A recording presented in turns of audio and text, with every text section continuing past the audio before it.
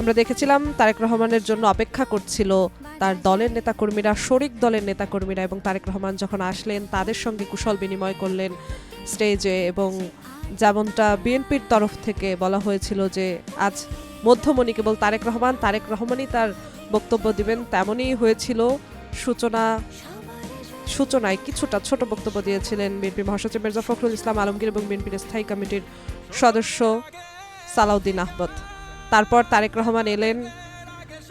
লাখো মানুষের উচ্ছ্বাস, লাখো মানুষের বাঁধ ভাঙা উচ্ছ্বাস স্লোগানে মুখরিত অবস্থা তৈরি হয়েছিল রাজধানীর ৩০০ ফিটের এলাকা। এবং তারেক রহমান সেই উচ্ছ্বসিত জনতার মধ্যে এসে দাঁড়ালেন, হাত নাড়লেন, কথা বললেন, আনুষ্ঠানিকভাবে জানালেন দেশকে নিয়ে তার পরিকল্পনার কথা। তিনি বললেন আই হ্যাভ আ প্ল্যান। তিনি বললেন যে দেশকে নিয়ে তার পরিকল্পনা আছে, সবাই মিলে দেশ এগিয়ে নিতে হবে।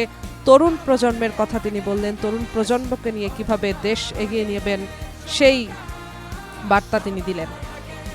এখন তারেক রহমানের গাড়িবহর এগিয়ে যাচ্ছে রাজধানীর এভার কেয়ার হাসপাতালের পথে। তারেক রহমান যাচ্ছেন তার মাকে দেখতে। আমরা জানি আগামীকাল তিনি যাবেন তার বাবা শহীদ প্রেসিডেন্ট জিয়াউর রহমানের কবর জিয়ারত করতে, এবং এরপরে তিনি যাবেন জাতীয় স্মৃতিসৌধে। সেখানে তারেক রহমানের শ্রদ্ধা জানাবেন জাতীয় স্মৃতিসৌধে। এরপরে শনিবার দিন তিনি যাবেন নির্বাচন কমিশনে। সেখান থেকে তিনি যাবেন শহীদ ওসমান হাদির কবর জিয়ারত করতে। মাঝখানে তার যাওয়ার কথা রয়েছে পঙ্গু হাসপাতালে জুলাই আহত যোদ্ধাদের দেখতে। এবং তারেক রহমান বারবারই বলেছেন তার আগমন উপলক্ষে, তার এই ঐতিহাসিক স্বদেশ প্রত্যাবর্তন উপলক্ষে যেন জনগণের কোনো ভোগান্তি না হয় সেই দিকে খেয়াল রেখেই এই 3টে দিন নির্বাচন করা হয়েছে তার ফিরে আসার পরের কর্মসূচির জন্য। ফিরে আসার দিন হিসেবে এই 25 ডিসেম্বর সরকারি ছুটির দিন নির্ধারণ করা হয়েছে যাতে রাজধানীবাসীর ভোগান্তি না হয়, সেজন্য তার সংবর্ধনা স্থল তৈরি করা হয়েছে জুলাই 36 এক্সপ্রেস ওয়েতে। এবং সেখানে সংবর্ধনার পালা শেষ হয়েছে। মানুষের দীর্ঘ যে প্রতীক্ষা, গত 3 দিন ধরে মানুষ সেখানে এসেছে, অপেক্ষা করেছে, রাতেও ঘুমিয়েছে। দেশের বিভিন্ন এলাকা থেকে, বিভিন্ন স্থান থেকে মানুষজন সেখানে এসেছেন।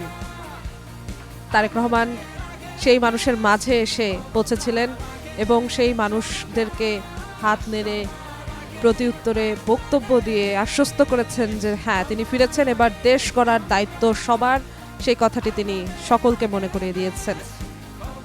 এবং যেমনটা বলছিলাম, তারেক রহমান বলেছেন তার বক্তব্যে সময় এসেছে সবাই মিলে দেশ গড়ার দায়িত্ব সবার, তিনি সেটা মনে করিয়ে দিয়েছেন। এবং তিনি যে কান্ডারি হতে চান, তার যে কান্ডারি হওয়া দরকার, সেই বিষয়টি আবার তাকে বুঝিয়েছেন এই উচ্ছ্বসিত জনগণ, লাখ লাখ জনগণ।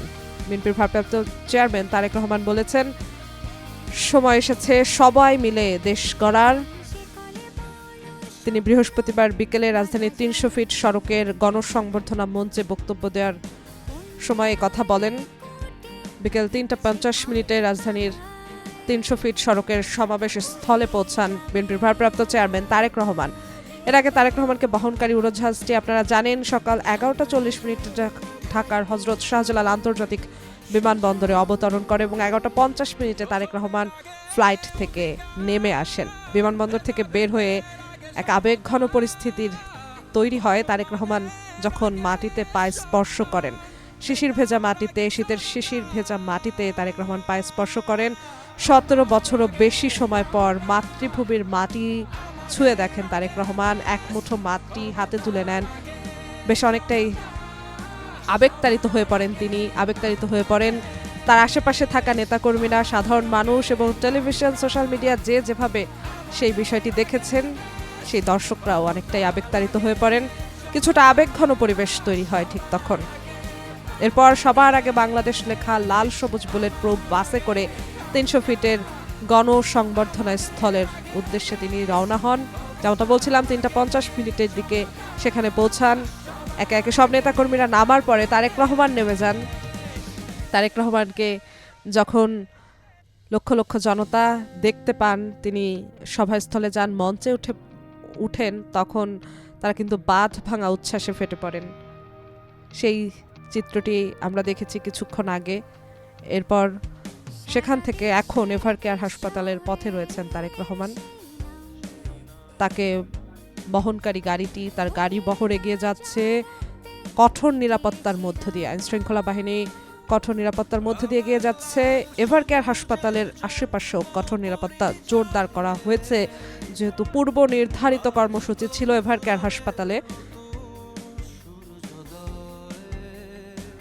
কিছুক্ষণের মধ্যেই তারেক রহমান পৌঁছবেন এভারকেয়ার হাসপাতালে। এরপরে মা ছেলের দেখা হবে।